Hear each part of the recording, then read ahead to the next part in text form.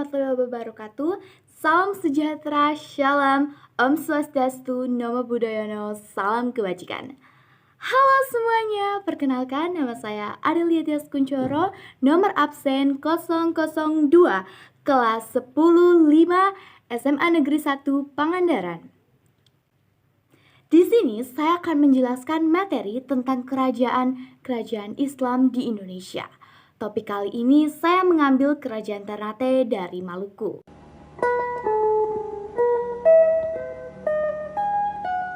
Kesultanan Ternate atau juga dikenal dengan Kerajaan Gapi adalah salah satu dari 4 kerajaan Islam di Kepulauan Maluku dan merupakan salah satu kerajaan Islam tertua di Nusantara.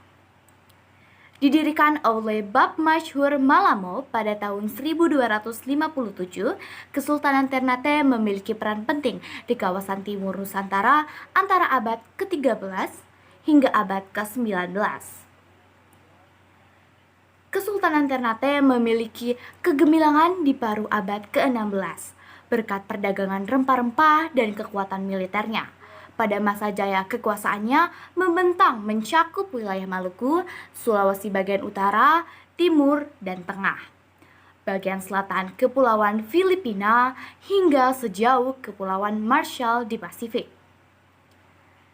Saat ini, tahta kesultanan dijabat oleh Sultan Syarifuddin bin Iskandar Muhammad Jabir Shah yang menjabat sejak tahun 2016 untuk menggantikan Sultan Mudaffar Shah II. Pulau Gapi, kini dikenal dengan Ternate, mulai ramai di awal abad ke-13. Penduduk Ternate awal merupakan warga eksodus dari Halmahera. Awalnya di Ternate terdapat 4 kampung yang masing-masing dikepalai oleh seorang momole atau bisa disebut dengan kepala marga. Nah, merekalah yang pertama-tama mengadakan hubungan dengan para pedagang yang datang dari segala penjuru mencari rempah-rempah. Penduduk Ternate semakin heterogen dengan bermukimnya pedagang Arab, Jawa, Melayu, dan Tionghoa. Oleh karena aktivitas perdagangan yang semakin ramai ditambah ancaman yang sering datang dari para perompak, atas prakarsa Momole guna pemimpin Tobona diadakan musyawarah untuk membentuk suatu organisasi yang lebih kuat dan mengangkat seorang pemimpin tunggal sebagai raja.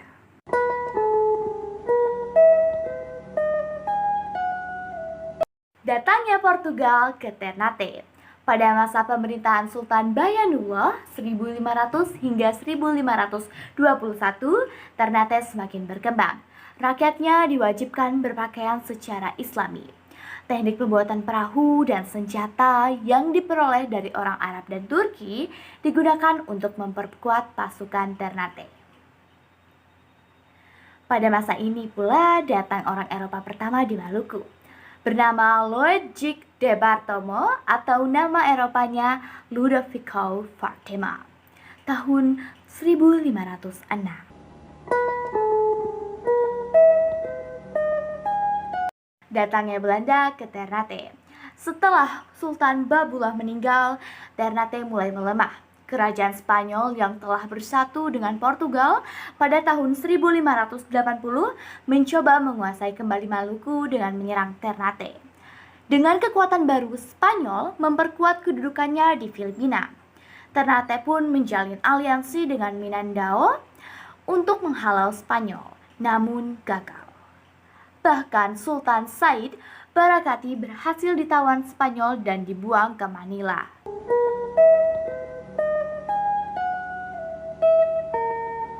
Jatuhnya Kesultanan Ternate. Beberapa Sultan Ternate berikutnya tetap berjuang mengeluarkan Ternate dari cengkeraman Belanda. Dengan kemampuan yang terbatas, karena selalu diawasi, mereka hanya mampu menyokong perjuangan rakyatnya secara diam-diam. Yang terakhir, tahun 1914, Sultan Haji Muhammad Usman Shah 1896 hingga 1927 menggerakkan perlawanan rakyat di wilayah-wilayah kekuasaannya. Bermula di wilayah Banggal di bawah pimpinan Khairuddin Tomagola, namun gagal. Nah, berikut ini beberapa peninggalan sejarah dari Kerajaan Ternate, yaitu Istana Sultan Ternate, kemudian Masjid Ternate, lalu senjata perang. Baik, itu saja yang bisa saya sampaikan tentang Kerajaan Ternate, yang pastinya sudah saya rangkum sedemikian rupa agar bisa dimengerti dengan jelas. Mohon maaf bila ada salah kata maupun pengucapan. Saya Adelia Tias Kuncoro dari kelas 10-5, nomor absen 002, siswi SMA Negeri 1 Pangandaran, mengucapkan wassalamualaikum warahmatullahi wabarakatuh.